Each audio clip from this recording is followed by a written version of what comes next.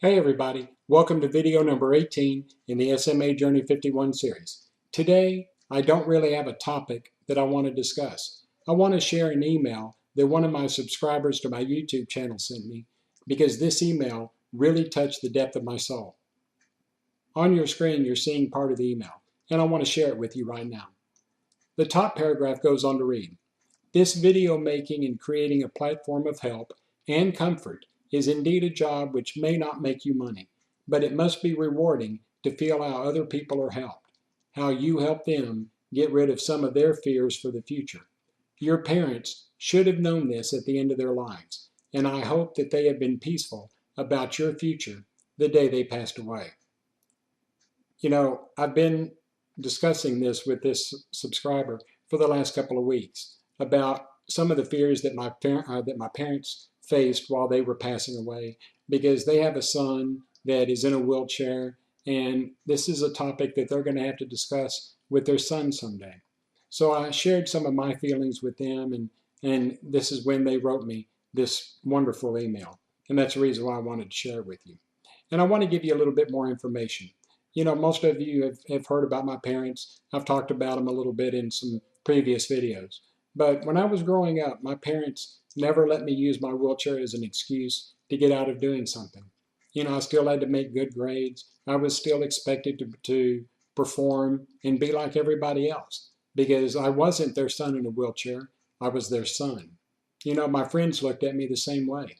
Whenever I was growing up, I never heard any of my friends say that I was their friend that was in a wheelchair. I was just their friend. And that's the way that I was raised. That's the way all of my friends were raised. And I was really fortunate. Now, most of us, as we're growing up, do tend to gravitate more toward one parent than we do the other. And it wasn't that I loved one parent more than the other, because I loved both of my parents equally. But I did gravitate a little bit more toward my father just because we did more things together. You know, my father was physically capable of picking me up, so he went on all of my field trips with me whenever I was in grade school. It didn't matter what day of the week it was or what time of the day it was. He would always take off work, and he never complained about having to take off work. He did it because he loved doing it. Okay? He wanted to make sure that I was able to participate in every field trip just like every other child. So I was probably closer to my father just from that standpoint. But again, I love both of my parents equally. When my mother passed away in August of 2008, she went very peacefully. And I think she did this because she knew that my father was still alive. And at that time, he was still in good physical condition. He was in good health wise. He was very healthy. So we were lucky. So my mother had peace of mind that my father was going to be there for me. Now, my father, on the other hand, he was a whole other story. You know, my father was always a very emotional person. He wasn't afraid to cry at a movie. He wasn't afraid to show his emotions to anybody. And I think this is what made him very special to me because, you know, the old story that, you know, real men don't cry. Well, that's a falsehood, ladies and gentlemen, because my father cried. He showed his emotions, and we never said anything about it because this is who he was. So my father and I were very close.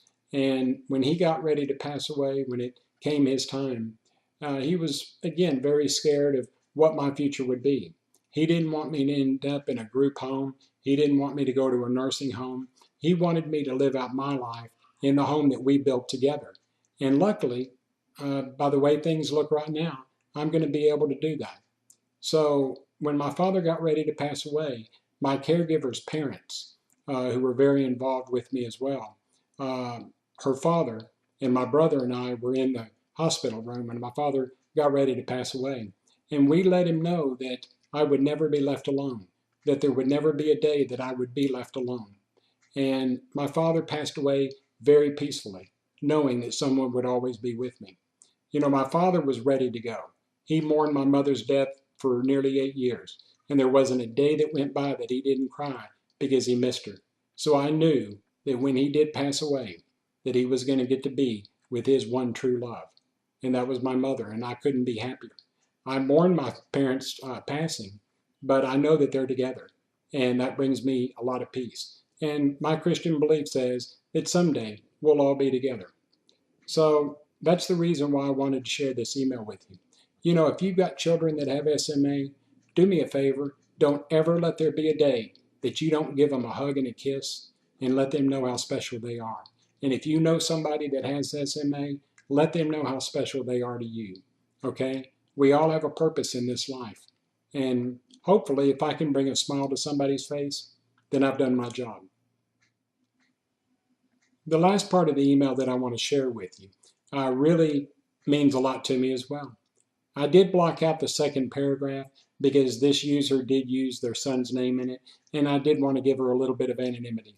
But the email goes on to read, "What I personally find really fantastic is the way that you succeed in persuading the people who subscribe to your videos that it makes you happy to produce them." And you know what? I tell you this each and every time. You know, I always say that I hope you enjoy watching the videos as much as I do producing them. And this is a true statement. You know, not only does it give me something to do during the day, but I know that by the amount of emails that I get and the subscribers that I have and the messages that I'm getting off of my videos, that I'm doing something right.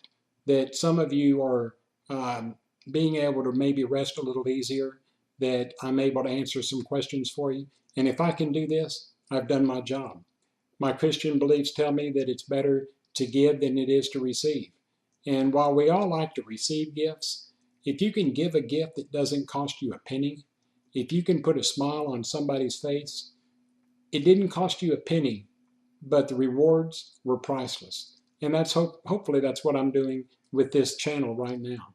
Again, guys, I do it because I enjoy doing it. I want to spread the word about spinal muscular atrophy. One of the things that I always found interesting was I would be willing to bet that if you went out and grabbed 1,000 people and asked them, do you know what spinal muscular atrophy is? Probably less than 100 people will tell you that they've heard of it. But if you go out and grab those same 1,000 people and ask them, have you ever heard of muscular dystrophy? Most, if not all of them, have heard of it. So what I want to do is to spread the word about spinal muscular atrophy and this new Spinraza treatment. You know, is it going to do us any good? We don't know until we go through it. It's kind of like playing the lottery. You can't win unless you play. And ladies and gentlemen, this is our chance at the lottery right now. Some of us may receive very good results from this treatment. Some of us may not receive any benefits at all, but you don't know until you try. Okay? In my opinion, at this stage of my life, I think the risk is worth the reward. So that's the reason why I do this. I'm trying to spread the word about SMA and the new upcoming Spinraza treatment. You know what? There may be other treatments down the line that may work better. We don't know. But that's why I always ask you guys to tell anybody and everybody that you can about my YouTube channel. I'm not trying to get rich off of this. I'm not going to make a lot of money doing this. You hear people that say, I make over $200,000 a year. There are people that make over $200,000 a month making YouTube videos. And I think that's wonderful. You really want to know how much money I'm making? Let me show you. On your screen, you're seeing the actual monetary value of my channel. Right now, by the time you watch this video, I probably would have made a little over $4. If I work really hard, by the end of the year, I may be able to afford a cheeseburger and french fries.